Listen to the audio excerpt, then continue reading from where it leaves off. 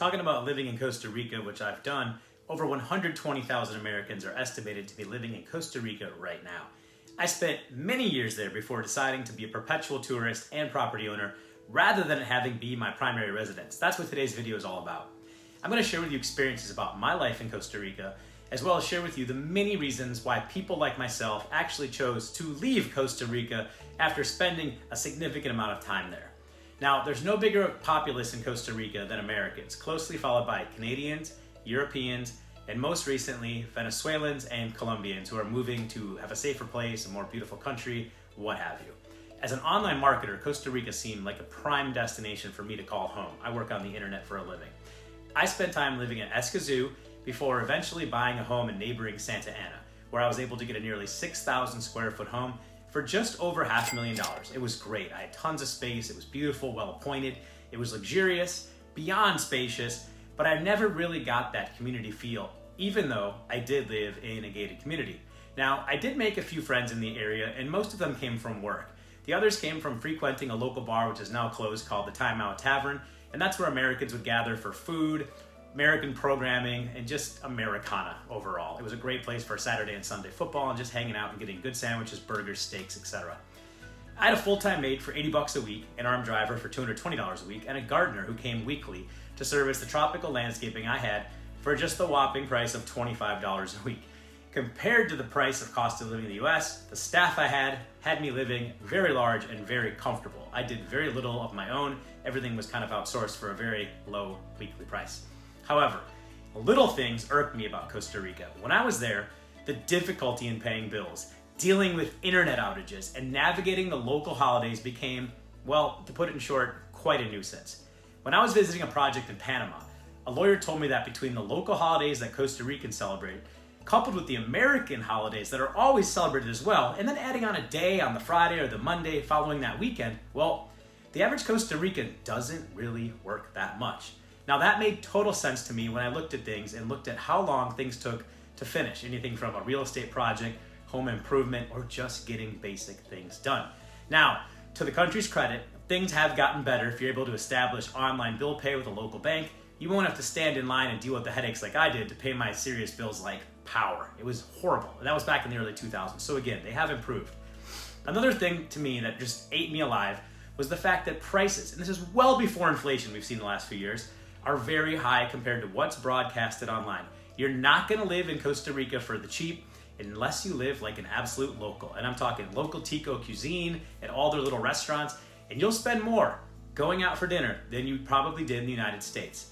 Now you can definitely fare well by going to locals farmers markets in Costa Rica, but an American grocer like Mas Por Menos, where I shop, is not giving you any breaks on imported items. To me, it was a kick in the stomach buying bratwurst and other things for my weekly cookouts. It was just pricey. That's how I can say it.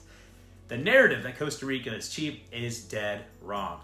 Pushing away the side costs like labor that I mentioned earlier, you'll find that Costa Rica is on par with the United States and similar countries. And don't even think about going to the mall and buying any American brand. It's astronomical. Just go to the mall and try to buy some Nikes.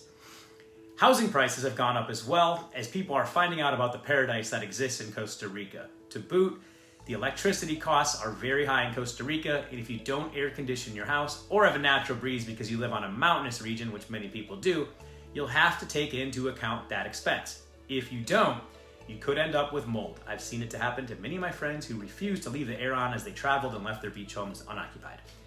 Many people moved to Costa Rica after having a great vacation there. I know I had many friends do the same.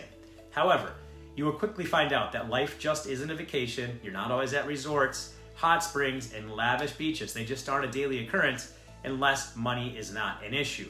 They also don't know how hard it is to make friends offshore, and considering things like setting up banking, getting a trustworthy staff, and all the things that come into play to make your daily routine the same as it is in your home country, whether it be the US, Canada, Europe, or anywhere else abroad. And I always tell people this is my biggest piece of advice. When you go to Costa Rica to set up shop for a living, rent before you buy. You may love Costa Rica, but don't just dive right into it without getting to know the experience full-time, right? Live there full-time, rent, figure out if you like the area, the neighbors, the nuances, the restaurants, etc. No matter where you live, you'll also find that selling your house is simply not as easy as it is in the United States. It's not a liquid market, and the more you pay for your home, the more luxury you get, the harder it is to sell when you want to leave, unless you want to take a serious haircut on the price. It's also very pricey to get back home, so if family gatherings are something that you value, know that you need to build that into your cost of living, or you're going to miss out on things like Christmas, Thanksgiving, 4th of July, birthdays, engagements, weddings, etc. And flying from Costa Rica, whether it be San Jose or Liberia, to other parts of the world, forget it. That becomes very pricey as well. Now, on the contrary, if you're a hermit and you love living at home, or you're a digital nomad and just building your business, you'll be fine in Costa Rica. There's so much to do, see, and explore, and that's for other videos. Please subscribe and you'll check those out. Lastly, petty crime is massive, especially near San Jose. I'm not talking about pickpocketing and little things like that. To me, it's more along the lines of being taken advantage of because you aren't one of them. You won't find many people offering you a deal in Costa Rica, and if they do, trust me, it is too good to be true. For example, I went and furnished my house, about $40,000 to $50,000 worth of furniture, and I sent my guy, Pablo, who's my driver in there, to buy it, and they gave him a 40% discount on it. They would not offer me a penny off. True story. Also, the more flashy you are in Costa Rica, the bigger target is on your back. This is where the crime comes in, the big crime.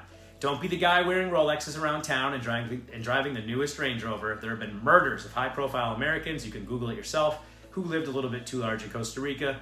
Do not be a number, blend in, be courteous, do not make enemies. Now, let's talk about why did I leave Costa Rica? Number one, the roads and getting around just got to me.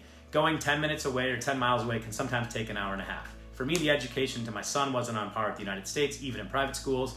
The lack of community really bothered me, and work didn't allow me to enjoy Costa Rica like I did when I was a tourist. Now, many people leave for these same reasons and more. Some just didn't like the general slowness of how people move. And if you're coming from somewhere like New York City, you're gonna have a hard time dealing with this and the laid-back life that the locals live. You'll find that there's just not a lot of urgency in Costa Rica. Costa Rica is a great place to live, and I enjoy spending many months there every single year. However, as a primary resident, it's just not for me. Your opinion may vary, but if you're considering a move to Costa Rica, take everything I said into video into effect here. I lived there for 9 years. I've been going off and on for 23 years.